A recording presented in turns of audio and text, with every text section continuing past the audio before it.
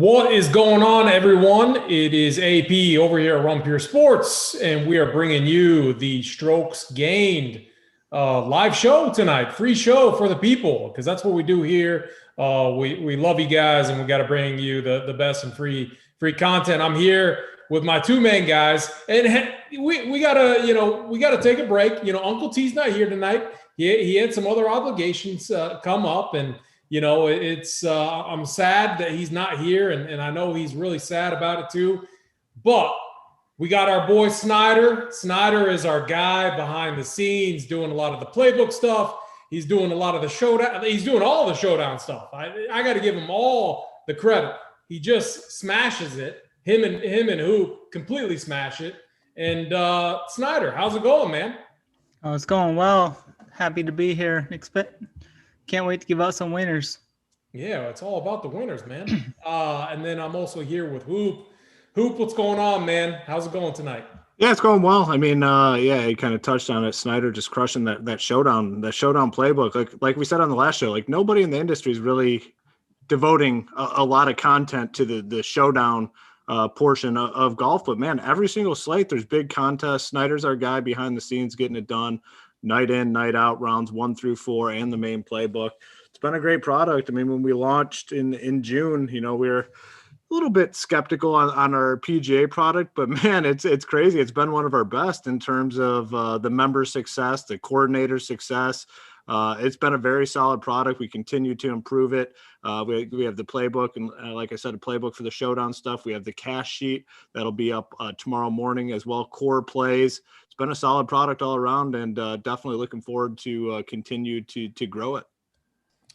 Yeah, and again, as I said, it is a free show tonight, so please hit that like button, hit that subscribe button, helps us out.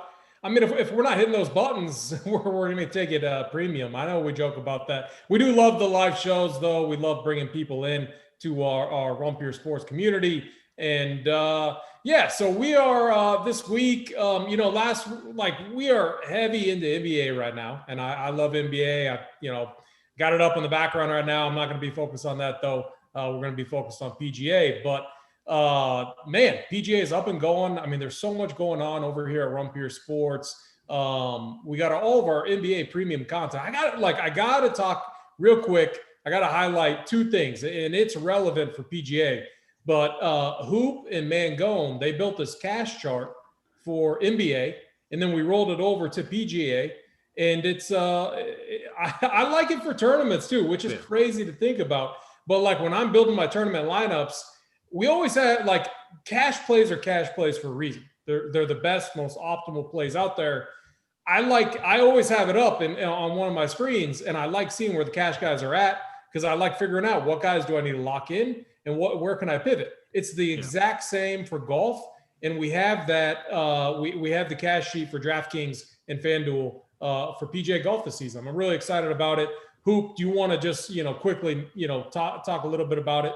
Yeah, so you can apply it to a lot of different ways in each sport. I mean, the best analogy I can give is in NBA. If you have your core guys and they might be a little bit contrarian and you're kind of looking to round out your lineup a little bit, come to that cash sheet and you can kind of see, I mean, the cash sheet's always going to be the best like value type plays, the safe type plays. So you can kind of come in and, fill your lineup out with some value dudes. So you're not going like too crazy off the reservation NBA. Now in PGA, it's a little bit different because for me, I always talk, but I'm not worried about ownership all that much. I want to play my guys. I'm just going to play them. And there's so many guys in the field where, the ownership tends to get spread out. Yeah, we can pinpoint a few guys here and there that are going to be popular or chalky type plays, but the cash sheet's going to end up in PGA just kind of being most likely my player pool, to be honest with you guys, that I'm really going to be targeting in cash games and even GPPs. We break it down: expensive tier, mid tier, value, and punt. So there's going to be 4 different sections on there. So really it'll end up being pretty close to, what my player pool is in tournaments as well. I'll highlight the cash type guys that you're going to want to build your teams around for cash games and go from there, but it can be used in a lot of different ways. Yeah, I think it's a good summary. It's a good tool, and I'm excited, to use it for golf this season. Again, this week we are at the Sony Open. With PGA, like last week, it was a small field. I didn't have too much in play. I mean, did you guys play very much last week, or are you more looking forward to this week? Snyder, talk to me about your week. Did you have a lot of volume in play last week, or are you more focused on now and moving forward in the season? Yeah, I didn't really have too much in play last week. I played like 2 lineups. I had English and Neiman both in, but I also had a lot of Finau, and I had Hideki in one, and didn't really work out from there. Yeah, Hideki, that was painful. Oh Very. gosh. I mean, what the hell? What the hell happened? It was not Snyder, good. I know you dive into the statistics. I mean, Hey, obviously all right, he was so a trainer. I got to chime in. Hideki was not hitting the workbench at all. Oh gosh, no. Speaking of workbench, guys, we have a promo going on right now. Workbench 21. You're going to get 25% off your first purchase here at Rumpier Sports. And we're not, as Hoop said, he said a lot of different times, we're not like those other sites. It's a one all-in price. So we're not going to, gouge you here and there. We're not going to charge per sport or anything like that. It's a one very fair price. Workbench 21 will get you 25% off that first price. And guys, let's just dive in. We're at the Sony Open. It's we're still out in Hawaii, and when I'm looking at this event, I'm looking at the name, and I'm like, oh man, I'm gonna, I know I'm hosting tonight. I'm gonna butcher this. You guys got to tell me, is it Wylie or is it Wylie? Any of you know? Snyder, it's got to be you. I'm not sure. I've heard it pronounced both ways actually, but all right, I'm gonna. The people know what you're talking about. The people know, yeah. Anyways, it's a par 70 course. We're on. We got Bermuda grass, and it seems kind of like a ball striking course. The other thing about this week is the field is pretty weak. You're going to see a lot of guys priced up. When I'm just looking at this, Neiman is like over 10K. So anytime Neiman's over 10K, overall the field is going to be fairly, somewhat weak. And when it comes to the course, I mean, look, like we say it every week and we joke about it. We're not going to sit here and talk about the course for 15 minutes. We're not going to break it down. A lot of these courses have so many similarities to them. I like to know, is it a difficult course? I like to know, is it a long course? Is it a big boy course? And then I like to know, what kind of grass, and then what parts. And I think that's all the stuff that matters, for DFS. And, with that said, how we're going to do it tonight on this show, we're going to go section by section. We're going to start using DraftKings pricing. We're going to look at 10K and up. And we're going to talk through and to build out a player pool. So looking at the 10K and up range, Snyder, I'm going to kick it to you first. Talk to me about the two guys in this range that's really popping for you. I mean, this 10K range, you can really make it a case for anyone. I mean, they all have great history. I mean, Webb Simpson's got the best history of anyone. He's got great form here. Bent grass, he loves it, or Bermuda grass. Last week, he lost over 6 strokes off the tee, which is very rare. That's his worst he's ever had. But he did gain over 5 strokes approach, which is good to know. The two guys I'm mainly looking up here is going to be Colin Morikawa and Daniel Berger. I like it. Yeah, no, I mean, like I don't know how Webb, like when you look at this, 10K and up range and Webb and the only guy at 11K and up, I mean, he just kind of really sticks out to me. I love Webb. He's so consistent. Hoop, talk to me about this range. Are you kind of plugging in Webb? Are you looking at English coming off that win? Where are you at in this range? Yeah, at events like this where we kind of shift to somewhat weaker field, I like to, look at these tiers and say, okay, is this the spot where we typically see these guys? And there's a lot of guys we typically don't see up in this top tier. Like Harris English is not a guy we see up here. Neiman is not a guy we typically see up here. Morikawa, maybe a little bit. Hideki, yeah, we see him up here. Berger, yeah, he's on that fringe. I mean, the guys that I'm looking at up here, I think you just look at this tier, and I think Webb is, kind of in a league of his own here. I mean, and he's priced the most expensive, so it makes sense. You're going to have to pay a premium to get him, but it's a perfect fit for him, this course. I mean, a par 70, Doesn't require long drives. I mean, yeah, last week, you needed that driver, and he still managed to grind out a T17. Not the greatest. I mean, T17 is not great or anything, but that wasn't a course that fit him all that well. I mean, he's a world-class golfer. I think, a top 10 here is very, very realistic. So I want to be on him a little bit. I want to be on Morikawa. I mean, Morikawa, man, like I said, Snyder, you do good digging into the stats. I'm not big into the stats, but I mean, he's got to be like one of the worst dudes from like 7 feet when it comes to putting, right? I mean, he is atrocious. It's real bad. Yeah, I mean, it's every turn. Like that first round, he missed like it was like 6 or 7 putts within 7 feet. I mean, he could have ran away with that event last weekend. This is another, second shot course, should fit him really well. So I'm going to be on him. And then the last guy I'm going to be on, which I like a lot, Daniel Berger at 10K. It's a nice little price discount, 10K flat. Just a world-class golfer now, and he can compete at all sorts of tracks. So he can compete at the bomber courses. He can compete at these courses where you don't need to pound it off the tee. He's just a steady golfer, very well-rounded, doesn't really have any weaknesses in his game. So I really like Berger here. Man, I was on Hideki quite a bit last week. I can't go back to him. Like, that was bad. At a course that he typically plays well at, a course that should have fit him well, just a full disaster. Can't do that. I mean, I'm not paying this price for Neiman. Harris English played really well last week, but I'm going to be off him. So the 3 guys I'll focus on up here will be Webb, Morikawa, and Berger. Yeah, I think those are, I mean, great comments from both of you guys. When I look at this range, when it comes to tournaments this week in this year, one thing I want to do is the guy that pops out the most. It's just like, you know what, he is the best play in this range. It just is what it is.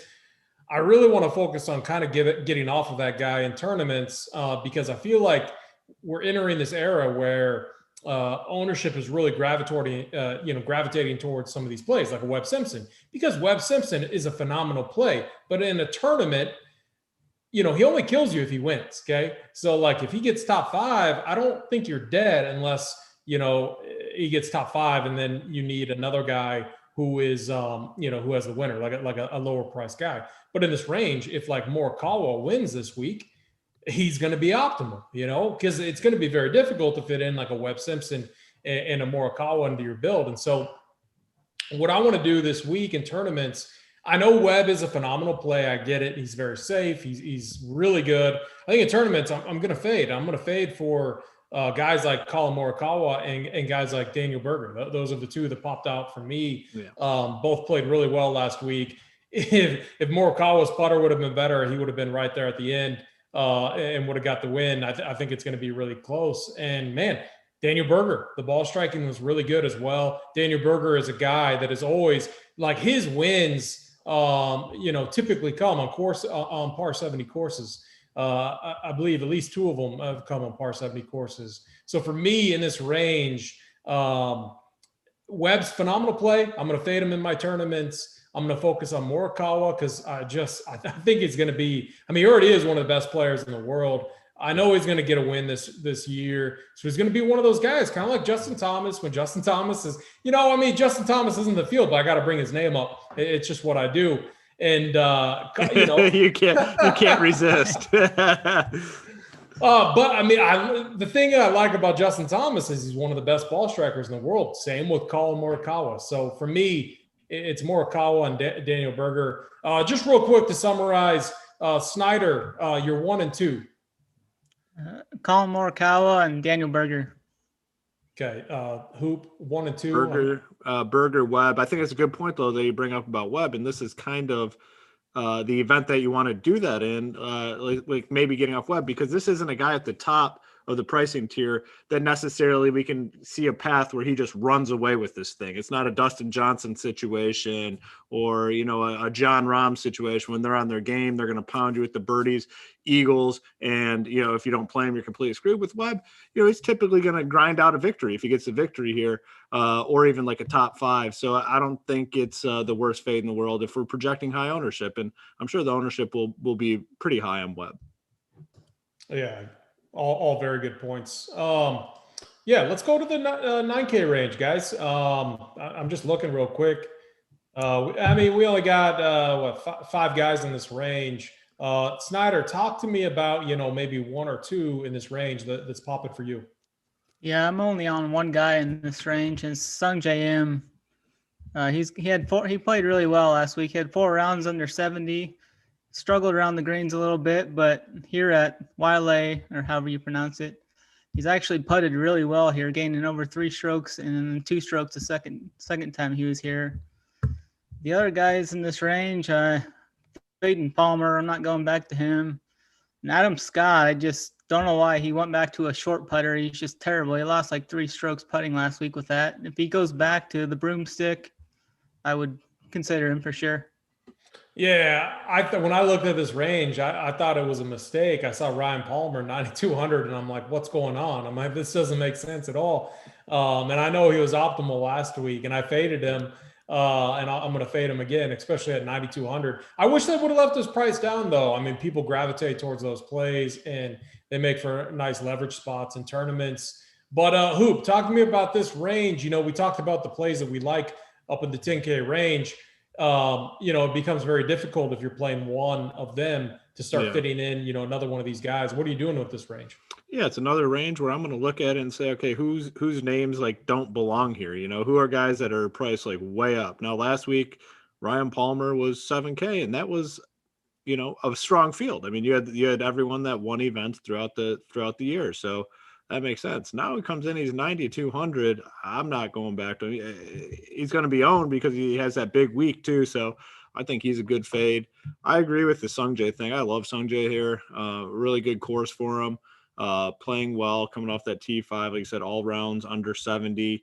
So a spot where he should excel. So I'm gonna be on Sungjae. The other guy I have a little interest in is Answer. He's just been playing good golf, like very steady, from the Masters on.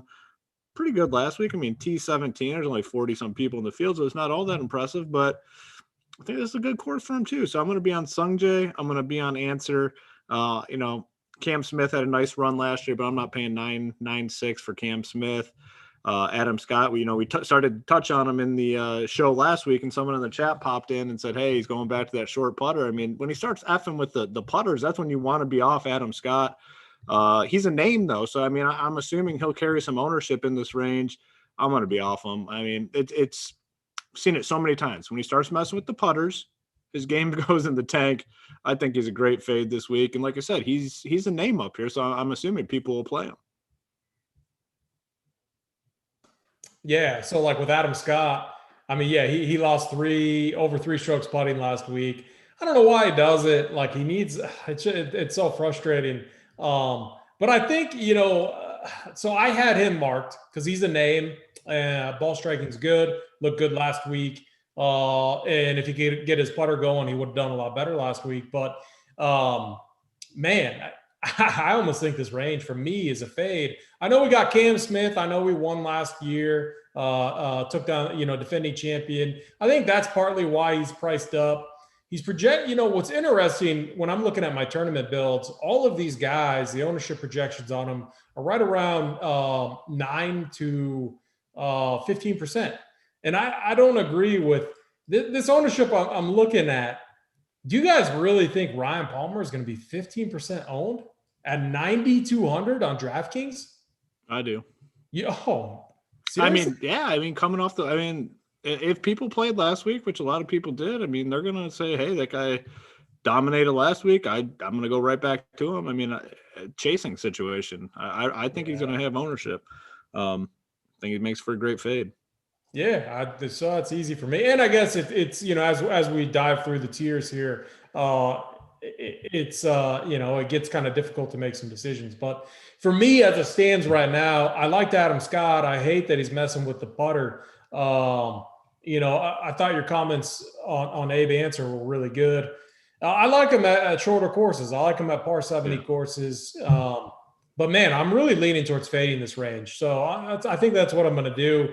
I'm just going to fade all the guys in the 9K range. Actually, I mean, if I had to play one, maybe Sung JM, Snyder. I liked your call there. Let's just do our top guy. So Snyder, it's Sung J for you, right? Got you on mute, buddy. Yeah. Hey, it happens to all of us. Don't worry. Right on. Yeah, just Song J for me up here. Yeah. Hoop. Oh, yeah, my favorite would be, I'd have to agree, Sung Jae, but I really like Answer too. So kind of probably a 1A, 1B situation with those two. Gotcha. Again, guys, if you haven't yet, please hit that like button, hit that subscribe button. It allows us to keep these shows for free. And again, if you aren't a subscriber, use the code Workbench21. It's going to get you 25% off our prices over here at Rumpier Sports. Let's switch it up. Hoop, I'm going to throw it back over to you. Let's talk about this 8K range. Talk to me about, what you think. Who's popping in this range? Yeah, it's a range where I think we have some plays, and if you're gonna be up in that top range, you're gonna have to come here for maybe your second or third dude, and a couple names that stand out. I have some interest in Henley at 8-7. He had a nice run last year. Good course for him. These shorter courses are the spots you want to be on Henley. I think Zach Johnson is an interesting play at 8-5. He's had success here, and has he won here? I don't know, Snyder, you can touch on that, but I know he's had a lot of success here. So I'm going to be on him a little bit. You come down to the bottom, guy like Charles Howell. I mean, what you want to do with Howell is very clear. You want to play him early on in the season at some of these West Coast events, these Hawaii events. He's 8K. He's had a lot of success here, so I like him. I even like Todd. I mean, Brendan Todd, we saw him last year. When he was on these shorter tracks, he does well. When he gets on those big boy courses, that's when you get off him. This is a shorter track. I think, I think he can definitely have some success here. Kuchar, Sergio looked good out of the gates last week and finished relatively strong. I mean, shot a 67 in round 1 and then 67 in round 3, finished T11. He's a name. I mean, he's got to be a better golfer than some of these dudes in that 9K range. So I don't hate him at 8-3.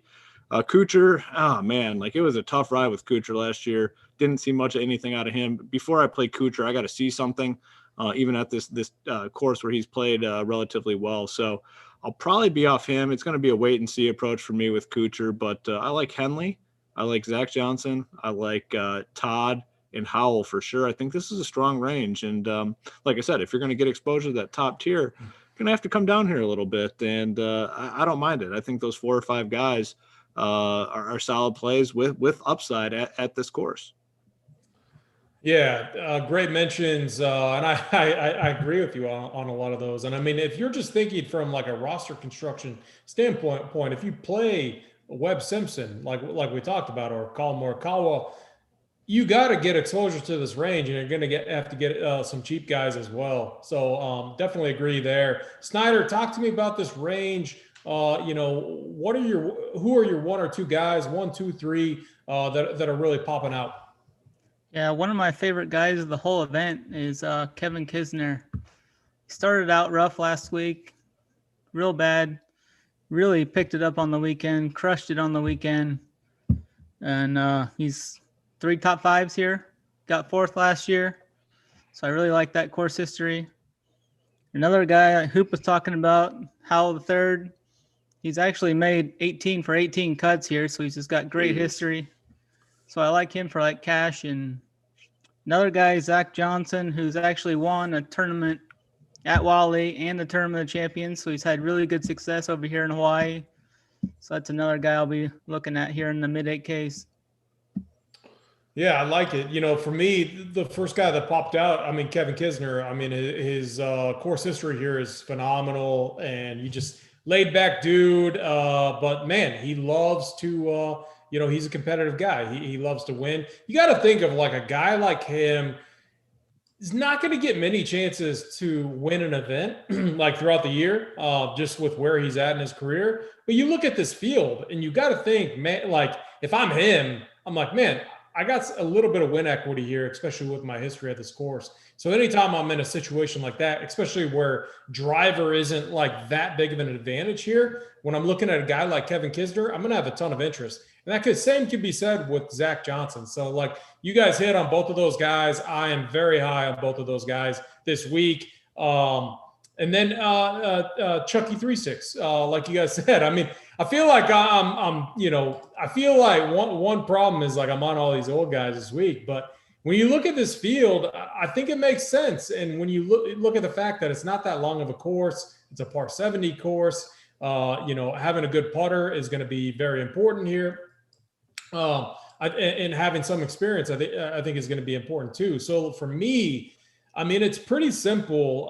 Lanto Griffin is maybe the other guy I wanted to ask you guys about. He looked good last week. What I'm looking at is his opportunities for converting birdies was very high last week. His approach game was really good, so his ball striking was good. I mean, is Lanto Griffin a guy like hoop and cash games? Does he cross the radar at all, or is it kind of too expensive? Well, I mean, the problem in terms of cash games is if you're going to come down to this range, I think it's clearly Howell the third over him in cash games. But I think it's a great pivot, though, in tournaments. I mean, Lanto has upside. It's not like he's just a dude that's going to come out here and grind. Like, he has upside. We've seen him compete. I like that mention. I like him, too. I think it's a solid range. Like, this is a very solid range. That's why, I just can't imagine clicking the name of Ryan Palmer over some of these dudes down here. I can't imagine doing it. You're saving money, and I think these guys down here are better golfers. Howell, Griffin, like I'm taking these dudes for sure over Ryan Palmer at 9-2. It's a loaded range. I like the Kisner call. He's a guy also that kind of got a little bit hot last season at one point, and yeah, I mean, not rough start. I mean, he was hanging around in round 1 and round 2, then, got better on the weekend, 69, 68. Of course, that should fit him. So I like that Kisner call too. Strong range here, I think. Real strong range. Yeah, I'm going to keep it with you. Give me your 1 and 2 in this range. Yeah, my 1, I think, is I'm going to say Zach Johnson at 8.5K. I mean, those numbers are staggering that Snyder rattled off. I mean, it's just very, very impressive stuff from here in Hawaii at this course. Moderate price tag. I mean, 8.5. The recent form, it's fine. I mean, you get a T6 at the RSM, like it's a while ago, but I like what he's done in Hawaii, and I like what he's done specifically at this course. Then other dude's going to be Charles Howell. I mean, early on in the season, Hawaii, West Coast stuff, like that's when you want to be on Howell. When it gets later in the season, some of those big boy events, you want to be off Howell. He's been golfing well too. I mean, he hung in there a little bit at the Masters back in November, RSM T30, Mayakoba T23. I see him making the cut here, and I see him, top 20th. I'm good with that. So it's going to be, Zach Johnson and Howell the third for me. I like it. I agree with it. Snyder 1 and 2. I'm going Kevin Kisner for my number 1, and Zach Johnson will be number 2. Zach Johnson also finished 2020 real strong, 8 straight make cuts, and really picked it up after a slow start. The one guys I keep wondering about, am I overlooking Big T's guy, Billy Horschel, and are we overlooking Russell Henley? I mean, the other mention I wanted to make, over to you, like Russell Henley. I know it looks like he's getting some ownership traction. I mean, do you like him as a play? His history's not good here. He caught fire towards the end of the season, and then he had a disaster finish this season. But his ball striking was good. I mean, is he on your radar at all, or not really? Yeah, he's in my player pool. Like as of now, he's in my player pool. Not a lock to remain in the player pool, but as of now, he's in there. Just a good course for him. Weaker field events is kind of when you want to be on them. 8.7K. I mean, the price tag's not the greatest. So, I mean, I mentioned him, not in love. He's still in the player pool, but I could be pulled one way or the other on him, to be honest with you. And honestly, Snyder kind of talked me into Kisner a little bit over Henley, so maybe that's the move. Yeah, and Henley, his last 3 trips here, he's went miscut, 65th and miscut, which doesn't really happen. Oh, that just sealed the deal for me. All right, I'm off. It's not been good. Okay, so like I agree with you guys on Zach Johnson, Kevin Kisner, and then Charles Howell. 100% agree. The other guy, though, in this range that I keep coming back to in tournaments, because he's a name, but I feel like he's going to go overlooked. Sergio Garcia, right there, 8,300. I think I'm going to have him in my 1 and 2. He looked good last week. The ball striking was there. His putter sucks. It always sucks. But, man, this guy gained 8 strokes tee to green. Much of those came off the tee and around the green. He lost almost 5 strokes putting.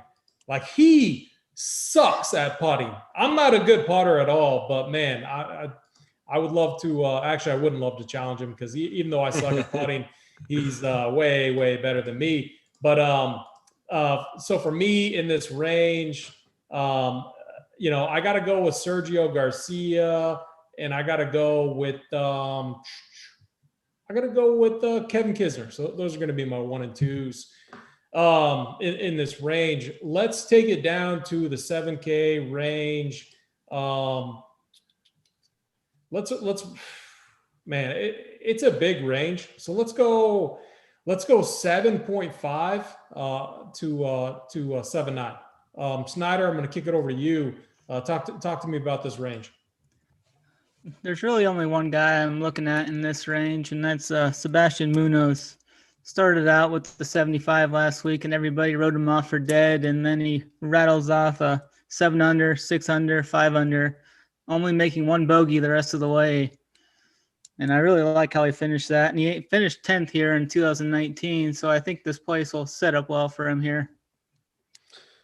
Hey, I love that you're on that call. He was so he's on the playbook. It's a core piece of content that we had. I added a workbench play of the week, and Sebastian Munoz was the play I plugged in. And man, that first round tilted me, but he battled back. So I love that call. Hoop, I'm gonna kick it over to you. 7K range, 7.5 to 7.9. Talk to me about this range. Yeah, there's some names. I mean, I agree with Munoz. I really like Munoz. I've been playing him for a while. I mean, he's been solid lately. And like you said, like started out really, I mean, 75. It's like, all right, he's done. I played him last week, and then 66, 67, 68. I'm gonna be back on him at 7.8K for sure. One of my favorite plays, also at 7.8K, Brian Harman. I mean, this is just a Brian Harman spot. Like this course should fit him perfectly. 7.8K. Like I just feel like he should be way more expensive than 7.8K. So I like him. I'm more focused on this top end of this range, this 7. The upper 7s, way up here. I like Leishman a little bit. I mean, man, it's it hasn't been a good ride lately for him, but man, he hung in there last week. I mean, 3 rounds under the 70, 69, 69, 71, 69, T24, but that was a tough event. He was projected to finish way worse than that. So I'm going to have some Leishman. And then another guy I really like here is Kokrak. I mean, he's a guy that we've seen compete in much more difficult fields than this. So at 7.7K, I'll have some interest in him. But 7.5 and above, that's probably about it. I don't have much interest in these guys hovering around the 7.5, 7.6 range. Yeah, those are good calls. And I think I misspoke. I think Carlos the Kid Ortiz was the workbench play of the day for me last week. With another interesting play that I'll have to think about if I want to go back to. For me in this range, Emiliano Grillo, good ball striker, definitely is someone that popped out. I really like how he finished the season. He's always been a guy that's tilted me. But if you go back to July 26th, the 3M Open. From then on, he played in 1, 2, 3, 4, 5, 6, 7, 8, 9, 10, like 11 or 12 events, and he only missed 1 cut. I mean, this is a guy that just started to get, the consistency was just unreal. So I have a ton of interest in Grillo this week. I think he's going to be my favorite play in this range. I'm always looking at Brian Harman too. Like Brian Harman is another one of those guys. This is like, for me, when I'm looking at Ryan Palmer up there in the 9K range, I could play Brian Harman and feel pretty much, similar. Like, if that makes sense. Like, yeah. No, I'm with you. They're both, I mean, maybe Ryan Palmer has a little bit more win equity, sure, but like Brian Harmon's been far more consistent as of late. So like, I love Brian Harmon. The Mark Leishman call is really interesting. He's getting some ownership projection too. I wrote him off. I thought he was going to be a fade this week, but just looking at last week and the comments that you had, I mean, he played okay last week. The putter was really bad, and the putter has been really bad. That's my main concern with him, because when you look back at the times he played really well, the putter kind of carried him. And he's kind of a scrappy player too. I know, Hoop, you talked about it last week with Mark Leishman. He just will randomly pop up and get a win. It's just kind of how he's been. So normally I would love that in a tournament, but if he's going to be 10, 11% owned, I mean, do you think he's good? I'm showing an ownership projection right at around 10%. I mean, do you think that's kind of where he's going to? It might be accurate just because he's a name. He's a name that people recognize, and he was decent last week, and he's in the 7K range when some of these other dudes up there at 9K. It's typically where he's priced around. So yeah, I mean, I could see him having some ownership here this week. The other guy I liked quite a bit. So Grillo and Siwoo Kim. Siwoo Kim had a phenomenal finish to the season last year. I mean, he was up there, not quite as consistent as Grillo, but man, he had a lot of high finishes. An 8th at the Shriners, 33rd at the Wyndham. He had then a 17th at the CJ Cup.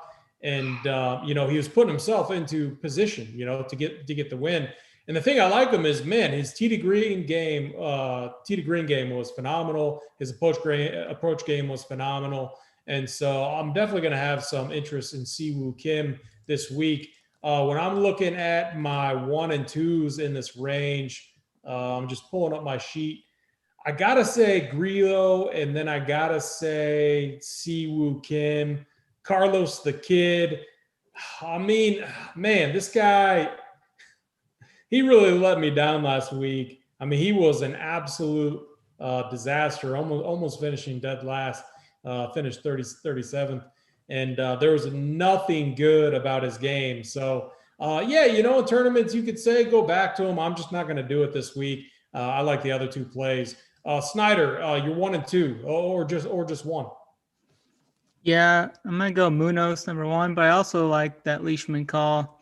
Looking back, he did have a bogey-free 4-under round to finish the event, so that's always good going forward. Lost over 5 strokes putting. Yeah, I'll go with Leishman. I like it. Man, I might have to try Leishman out this week. But Hoop, talk to me about your 1 and 2. Yeah, I haven't played Leishman a ton, but I'm gonna be on him this week. Number 1 is Harmon for me, and number 2 is Munoz. I think it's pretty clear, and I like both those guys quite a bit. Yeah, I think this range. I think my strategy this week, might be to take like a Morikawa and then kind of try to polish it out in this range and see where I get. But and it could be interesting. Again, guys, if you haven't, please hit that like button. Please hit that subscribe button. Again, we also have partnered with Monkey Knife Fight. If you haven't checked it out, we have a Discord channel that is, 100%, where the focus is Monkey Knife Fight and the plays. And, we're going to roll that out with PGA here with the events, ticking up. Our promo code is RUNPEER. That's going to get you a $50 match up to $50.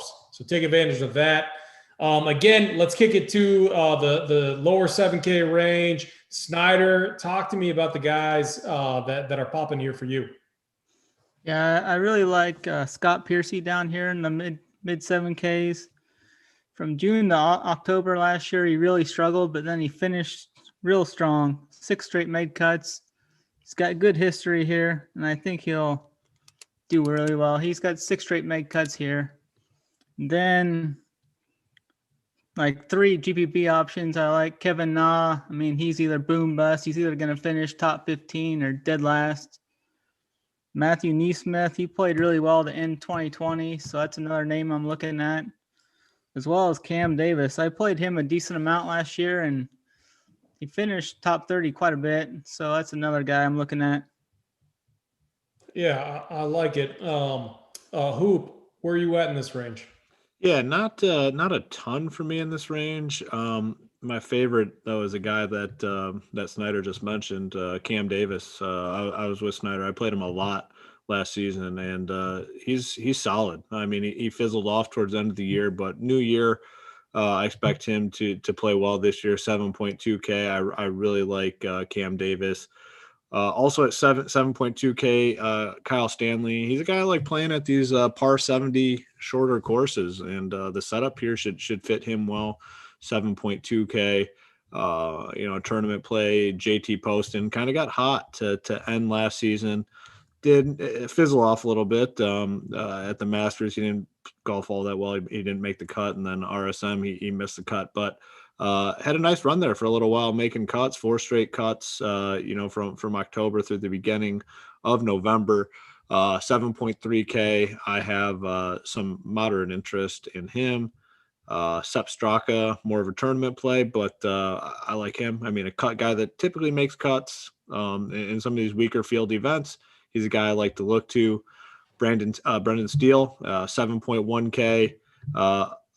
Hasn't golfed well recently, but should be a good setup for him. Another guy that I like to kind of look at when we're playing at these par 70 tracks. That might be just about it. Maybe Brandt Snedeker at 7.2K. He's a name. Results have been all over the map recently. Actually, they've been pretty bad recently, but 7.2K, Snedeker, don't hate that. But this is not a range where I'm going to go bonkers. I like that previous range that we talked about a lot more. The upper side, I like the upper sevens a hell of a lot more than the lower sevens. Gosh, this who's Tony's boy? The guy that comes in off the bench when Joker's sitting. You know what I'm talking about? Oh, Isaiah Hardenstein. He just destroyed Karis LeVert. Anyways, I'm sitting here like, this is a good game going on right now. And as we said, it's NBA season. We have so much content over here at Run Pure Sports. If you're not a member, you definitely should be. I got our one last mention. Our Discord channel is crazy. We have so many people in there every single day, all hours of the day, contributing, helping out, posting really sharp things. And some of the plays just they help me out too. So I love it, and it's such a great value. I think some of my tournament winners are going to come in this range. So I got a couple guys that I really like. The first one, James Hahn. This guy played really well towards the end of the season last year. No one ever plays him at all, but he had 3 top 10 finishes right in a row, Safeway, Shriners, and the Putacana. And I don't know. It's just one of those things kind of at these weird events where the field isn't like super strong. I like playing guys like these because it's like he's always going to be under 5% owned. No one's going to play him. But he has upside. Like the guy has game, and but he could definitely miss the cut too. He's like the perfect tournament play. I hate in this lower 7K range. I hate just like playing the chalkier value guys, unless it's just a clear misprice. I think it's a great place to get leverage at. I think kind of maybe one of the more popular plays in this range because I think he's a good play. But Matthew Neesmith. As we talked about, I think, if you want leverage off of him, like you could play James Hahn, like no one's going to play him compared to Neesmith. So it's a perfect way to get, just a little bit of leverage. The other guy who I think will be right in the middle of the pack between those two, Russell Knox. I like how he finished the year last year. He's a good ball striker. And it just comes back to this par 70 course. Like Russell Knox is not a long hitter at all. He's a ball striker, and his putter has been up and down. Hasn't been anything too great, but man, if he can put it together, I think he has top 20 upside, which is kind of what we're looking at in this range. And just going down a little bit, Sepp Straka is another guy I always have some interest in, and then I'm not going to play Charlie Hoffman or anything, but Chris Kirk has been. This is like a deeper tournament play in this range. But man, it looks like the ball striking is getting a little bit better. He's not a long hitter at all. He's not going to be owned. He's good at avoiding bogeys, and he's I think he's going to be a guy that maybe like when we get to the 6K range, it's really, really bad. And so I'm trying to, if possible, limit my exposure to that range. I could see myself landing on a Chris Kirk with the hope that his ball striking is getting a little bit better. So for me, I think in this range, I'm gonna say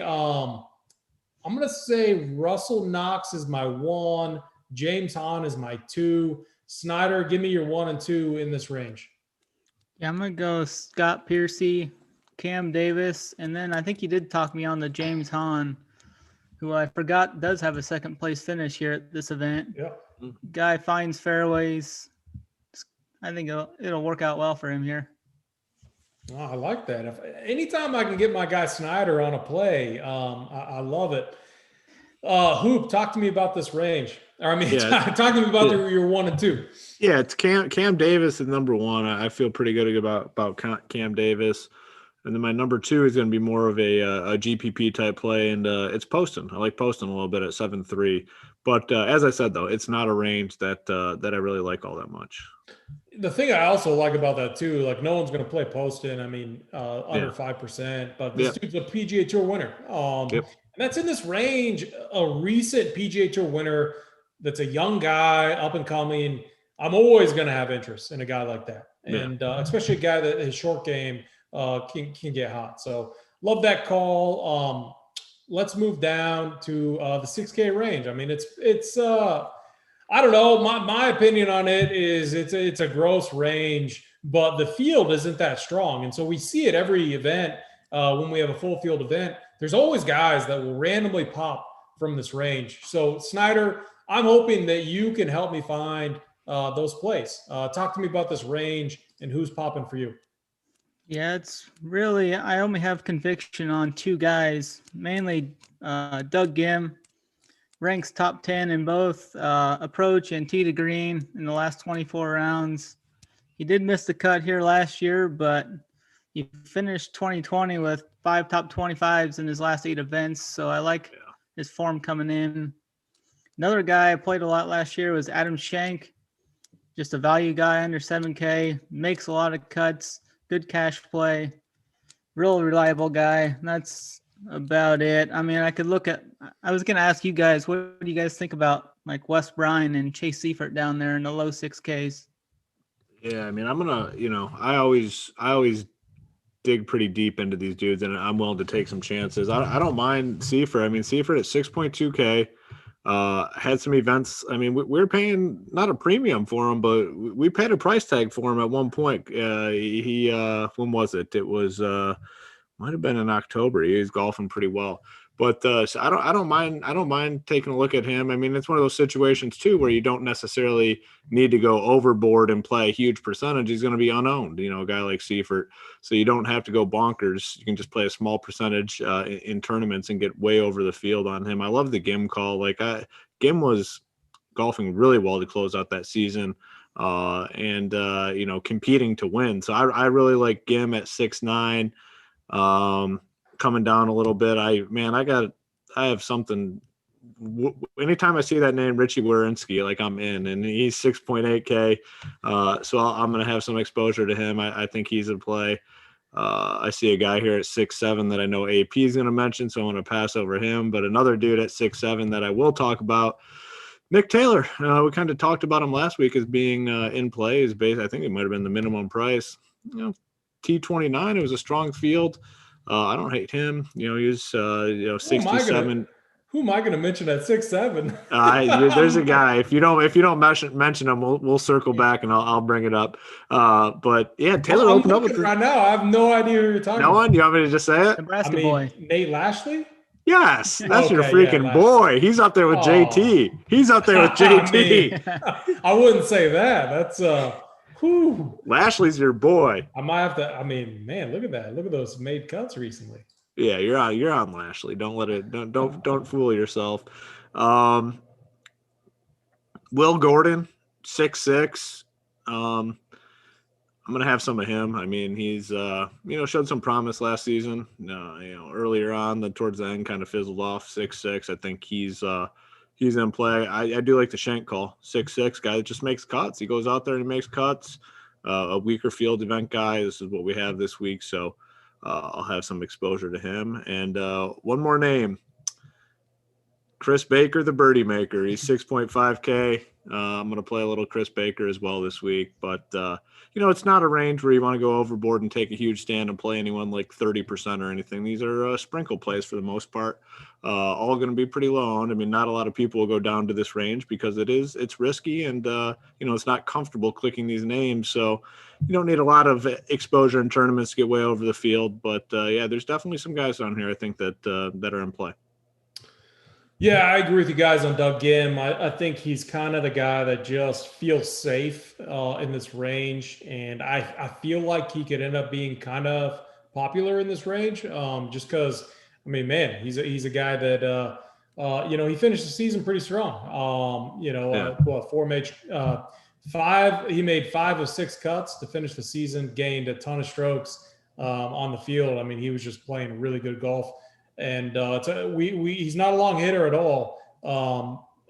He's really good on these par 70 courses that aren't long. So he is like my default safe play in this range. You could say the same like Brian Stewart. There's a lot of good things. Like feels pretty safe to make a cut here. And then it gets really interesting. Nate Lashley, good call. I could definitely endorse that. He's a good ball striker. And my thing with Nate Lashley was he made his first Masters and goes out of his way, asked Tiger for a picture and an autograph and stuff, and just said it was an amazing experience. And then he started playing better golf after that, after missing the cut of the Masters. So, but he's a good ball striker. One guy that like I don't think anyone's going to play. I mean, a lot of these guys are going to go unowned, but Anirban Lahiri. Like, go and look at how this guy finished. This guy's a good putter, normally a really good putter. He was, really hot to finish the season. 4 made cuts, 6th place, 11th Wow, geez, place. look at that. Look at that game log. It's Damn. it's a good game log, and he's a good putter. It is. And so he's, for me, like in a random, he could easily be, if you just look at, if you're a game log watcher, which right now we don't have a ton of information to go off of, but I will give these guys that had a good finish to their year, to the season. I'm going to give them a little bump. And Anirban Lahiri, he piques my interest in this range. So got some interest in him. Love the Nick Taylor call. Will Gordon, I agree with you guys. This guy, he has game. He's a long hitter. He ranks first in driving distance in this field. And, I think we have some short par 4s that are attackable. We got an eagle opportunity on the first par 5 that they're going to have. So definitely brings a guy like Will Gordon into play. So I can definitely get on board with that. And then the other guy I'll mention, no one's going to own him, 6,300, Michael Gilgick, the Canadian. This is a guy that played really good golf to the season. And he was playing good on the smaller tour that he was on or whatever. And it was a guy that helped me win some money, long hitter, a guy that can create opportunities to score, and kind of a long shot, to make a cut. But if I want, some of those, studs in my lineup, I'm going to need a guy like him who, finished 11th at Bermuda, 14th at Safeway, 27th at the Shriners. And then, he struggled to finish the year for sure. Definitely struggled. But he's a guy that if he gets it going, I think he'll be like 0.5% owned, maybe less, that could surprise. So for me, my 1 and 2, I gotta say Lahiri, and then I gotta say Doug Gim. Snyder, give me your 1 and 2 in this range. Yeah, I'm gonna go with Doug Gim and then Adam Schenk. Adam Schenk too. I mean, phenomenal play. Hoop. Yeah. Give me Will Gordon and give me Gim. I mean, I really like Gim. I think he's just very safe. think he's gonna have a big season. So I don't know how owned he'll be. I mean, people still aren't super familiar with him, so hopefully the ownership's low. But feel really good about getting him this week too.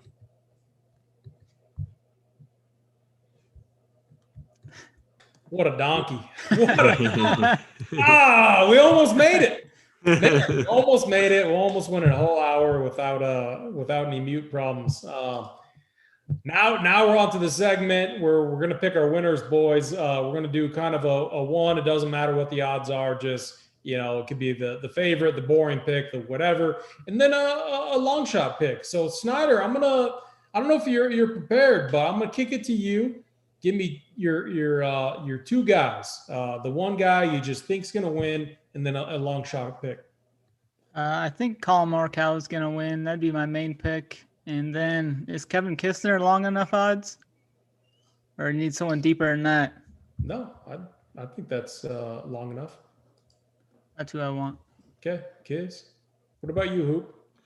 All right, I'm going to go I'm going two guys that are relatively long. Both my picks. My first, I'm going to go with Brian Harman to win. I feel really good about Harman this week.